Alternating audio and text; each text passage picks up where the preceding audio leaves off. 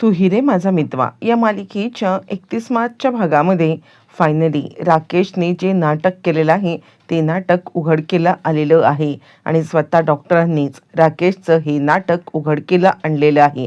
राकेश नाटक करतोय आणि इथे फक्त तो आता लपून बसलेला आहे दादापासून, रियापासून आणि त्याचबरोबर अर्णव आणि ईश्वरीपासून.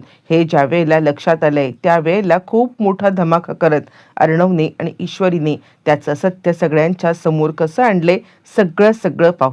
इकडे आता अर्णव मामाला सांगतोय रिसेप्शनच्या इथे आजी बसलेली आहे, आजीला घेऊन तू आत्ताच्या आत्ता घरी जा. यावरती मामा म्हणतो अजिबात नाही, या अशा कंडिशनमध्ये मी वल्लरी सोबत आता अंजलीला सोडून अजिबात जाऊ शकत नाहीये. यावरती ईश्वरी म्हणते मामा आपल्याकडे दुसरा कोणता पर्याय नाहीये, काहीही झालं तरी सुद्धा आता मामींच्याच भरोशावरती ताईंना ठेवावं लागेल, कारण त्या बाकी कोणाचं काही ऐकत नाहीत. किमान म्हणजे मामी आहेत म्हणून त्या तिथे बसतील तरी. हे बघा आपल्याकडे कोणताही पर्याय नाहीये, तुम्हाला आता हेच करावं लागणार आहे. आणि हे बघा आम्ही सध्या इथे बाहेर थांबतोय, तुम्ही आजींना घेऊन जा.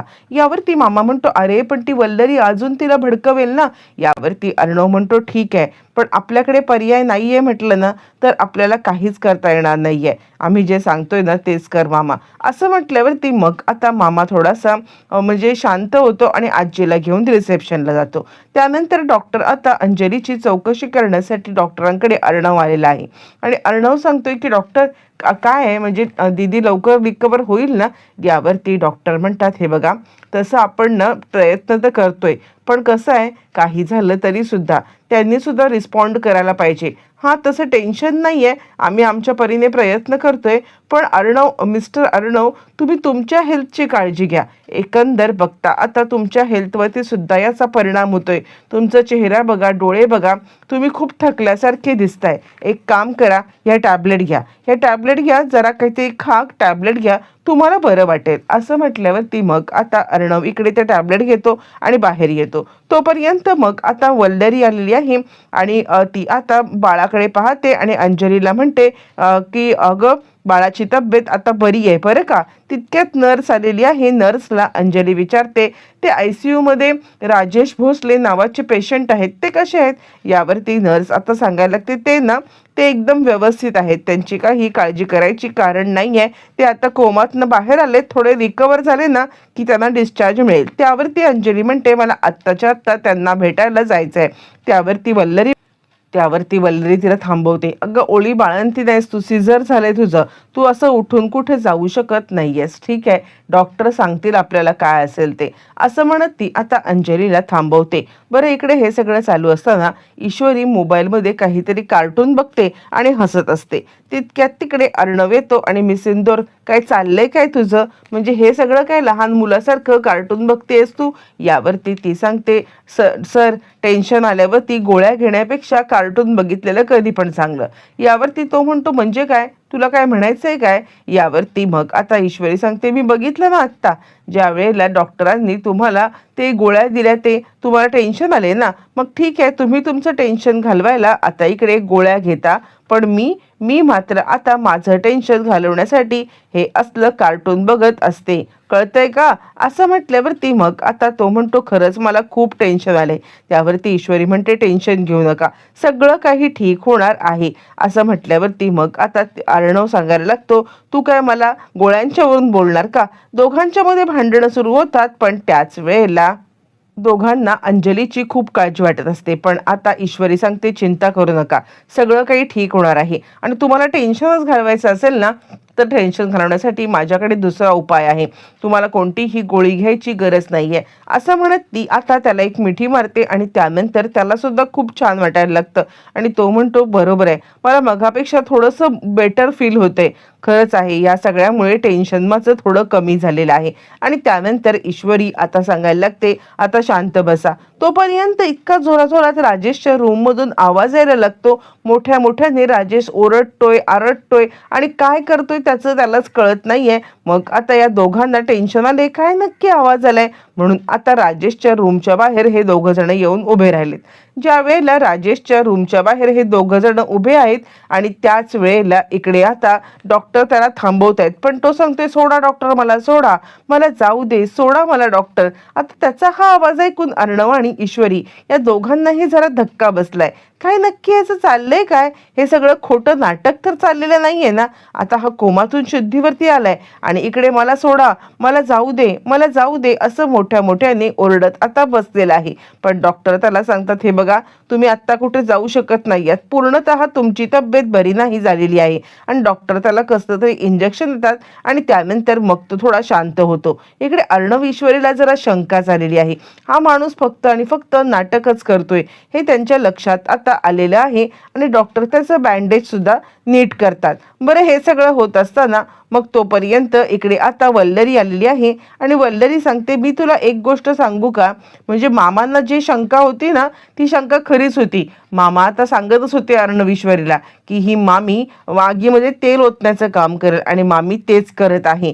मामी या सगळ्यामध्ये आता इकडे तिला सांगते, अगं हे बघ, आपण ना त्या खोलामध्ये गेलोच नाही, आपण या खोलापर्यंत जायला पाहिजे होतं. त्या प्रथमदर्शनी माणसाने काय सांगितलं होतं आपल्याला की ज्या वेळेला अपघात झाला त्यावेळेला त्या ट्रकवरती 7 लिहिलं होतं आणि 7 पासून काहीतरी शब्द होत होता. आता तो शब्द आठवत नाहीये, तुला कळतंय का? सात्विक किंवा सात्विका फॅशन असं काहीतरी नाव आता तयार होत असू शकतंय ना? यावरती लगेचच अंजली म्हणते, हे तर माझ्या लक्षातच नाही आलं. म्हणजे आता सात्विका फॅशनचा टेम्पो होता तो? नाही नाही, पण असं अर्णव आणि ईश्वरी करू शकणार नाहीये. त्यावरती मग आता मामी सांगायला लागते, अगं का नाही करू शकणार? एकंदरीत बघता आता या सगळ्यामध्ये आपण एकंदरीत बघतोय ना त्यांचं वागणं, ते काहीही करू शकतात आणि काहीही हे करू शकतात. तुला समजतंय का? असं म्हटल्यावरती मग आता लगेचच ती सांगते, मामी मामी खरंच हे असं झालं असेल का? यावरती वल्लरी म्हणते, तू टेन्शन घेऊ नकोस, सगळं काही ठीक होईल. इकडे आता वल्लरीने तिच्या मनामध्ये विष तर पेरलेलं आहे की अर्णव आणि ईश्वरी यांनी हे सगळं केलंय आणि त्यानंतर वल्लरी एकदम निश्चिंत झाली. तू विचार करत बस, मी आता चांगलंच तुला भडकवतच राहणार आहे. तोपर्यंत इकडे राजेशवरती ट्रीटमेंट करून बाहेर आहेत आणि त्याला आता अर्णव ईश्वरी विचारतात, काय झालं, काय झालंय काय ह्यांना? यावरती डॉक्टर सांगतात, आपला पेशंट बरेच दिवस कोमात आहे ना, कोमातून आत्ता बाहेर आलाय. बाहेर आल्यावरती थोड्याफार प्रमाणामध्ये हे असे त्रास होणं साहजिकच आहे. ठीक आहे, आपण थोडी वाट पाहूया आणि त्यानंतर मग आता ते रिकवर होतील. असं म्हटल्यावरती आता अर्णव म्हणतोय, पण हे असं का म्हणतायत, मला जाऊ द्या जाऊ द्या. यावर डॉक्टर म्हणतात, तेच तर सांगतोय, बरेच दिवस ते कोमामध्ये आहेत आणि त्यांनी त्यांचे सेन्स आता तसे एवढे त्यांना हे नाही आहेत आणि त्यामुळे मला असं वाटते की काही झालं तरी सुद्धा त्यांना ना या सगळ्यामध्ये आता थोडं अरेस्ट करू द्या, आपण त्यांना थोडा वेळ देऊया. असं म्हटल्यावरती मग आता इकडे अर्णव म्हणतोय, काय मला काही कळतच नाहीये यांचं काय चाललंय. आणि त्यावरती तो ईश्वरीला म्हणतोय, मला काय वाटतं माहितीये का की हा नाटक करतोय का? यावरती लगेचच मग आता सांगायला लागते, बरोबर आहे, मला पण वाटते की हा नाटकच करतोय. म्हणजे कसं आहे ना सर, आता ह्याला टेन्शन आलं असेल की आपण जर का आपल्यात म्हणजे तुमच्या तावडीत तो सापडला किंवा आता जर का दादाच्या तावडीत सापडला तर म्हणूनच तो आता इथून मला सोडा, मला सोडा, मला इथून जाऊ दे ही नाटकं करतोय. मला 100% खात्री आहे की ही त्याची नाटकं आहेत. असं ईश्वरी म्हटल्यावर ती अर्णवचं तर आता डोकंच फिरलंय. तो रागारागात उठलाय, उठून आता रागारागात आलाय आणि ए राकेश उठ उठ, तुझ्यामुळे काय अवस्था झालेली आहे घराची ती बघ, तुझ्यामुळे आज आमच्या घराची वाताहत झाली, वाताहत. म्हणजे या सगळ्यामध्ये तुला आता समजतंय का, तू जे काही करतोयस ना त्यामुळे ताईने आम्हाला छोट्या बेबीला बघू दिलेलं नाहीये. यावरती ईश्वरी सांगते, सर सर शांत व्हा. यावरती तो म्हणतो, अजिबात नाही, ह्याची नाटकं मी जोपर्यंत उघडकीला आणत नाहीये ना तोपर्यंत मी आता गप्प बसणार नाहीये. असं म्हटल्यावरती तिकडे आता त्यावेळी सगळं त्याच्या तोंड म्हणजे त्याच्या आता छातीवरती लावलेलं ते सगळं आता वायरिंगचं काम काढून टाकले आणि त्याच वेळेला तिकडे आता ईश्वरी थांबवण्याचा प्रयत्न करते, सर थांबा, सर थांबा, हे बरोबर नाहीये. पण तितक्यात नर्स आली आणि ह्यांना काय चाललंय हे सगळं, काय केलं काय तुम्ही पेशंटला? असं म्हणत नर्स ह्या दोघांना बाहेर करते आणि तो सगळा सेटअप असतो तो पूर्ण लावते. तोपर्यंत ईश्वरी म्हणते, सर इतकं रागवून चालणार नाहीये, इतकं डोक्यामध्ये राग घालून काहीही उपयोग नाहीये. कोणत्याही परिस्थितीमध्ये आता इकडे आपल्याला शांत राहायला पाहिजे. यावरती मग आता तो म्हणतो, कसं आणि किती शांत राहायचंय? मला तर काहीच कळत नाहीये की हे सगळं काय चाललंय ते. या सगळ्यावरती काहीतरी उपाय घेतलाच पाहिजे ना. यावरती ईश्वरी म्हणते, हो उपाय तर पाहिजे, पण हा उपाय नाहीये. इकडे तोपर्यंत मग आता बाळ रडायला लागलेलं आहे आणि बाळ रडत असताना मग आता वल्लरी म्हणते, काय झालं, काय झालं बाळा, काय झालं. यावरती ईश्वरी म्हणते, मामी पोट तर ह्याचं भरलेलं आहे, मग आता काय झालं असेल. यावरती ती म्हणते, अगं काही कळत नाहीये. वल्लरी म्हणते, तू एक काम कर, तू हिला तुझ्याकडे जवळ घे, तुझ्या जवळ घे आणि तिला गप्प करण्याचा प्रयत्न कर. असं म्हटल्यावरती मग आता अंजली आपल्या बाळाला जवळ घेते आणि ओ रे बाळा, काय झालं, काय झालं असं म्हणत त्याला आता गप्प करण्याचा प्रयत्न करत आहे. पण त्याच वेळेला इकडे बाळ जास्तच जोरात रडतंय आणि त्यावरती मग आता अंजली म्हणते, असं कसं, बाबांनी जर का ऐकलं ना की बाळ किती मोठ्या मोठ्याने रडतंय तर बाबा काय म्हणतील, वेडी आहे का मुलगी. असं म्हणत ती तिला झोपवण्याचा प्रयत्न करते. पण बाळ काही रडायला अजिबात म्हणजे थांबायला मागतच नाहीये. मग आता वल्लरी तिला उचलते, अंजलीकडे देते, पण तरी पण बाळाचं रडणं चालूच आहे. तोपर्यंत मग आता इकडे ईश्वरी सांगायला लागते, सर थांबा, मी बाळाला गप्प करून येते. त्यावर तिला अर्णव म्हणतोय, तू आज गेलीस ना तरी सुद्धा ताई तुला बाळाला भेटू देणार नाहीये. त्यावरती ती सांगते, मी प्रयत्न तर करते, काय माहिती देतील सुद्धा भेटू. असं म्हटल्यावरती ती आता आलेली आहे आणि त्यानंतर ज्या वेळेला ती आतमध्ये येते त्यावेळेला लगेचच तिला आता अंजली म्हणते, तुला कोणी सांगितलं इकडे यायला, तुला इकडे येण्याची अजिबात गरज नाहीये, आत्ताच्या आत्ता इथून चालती हो.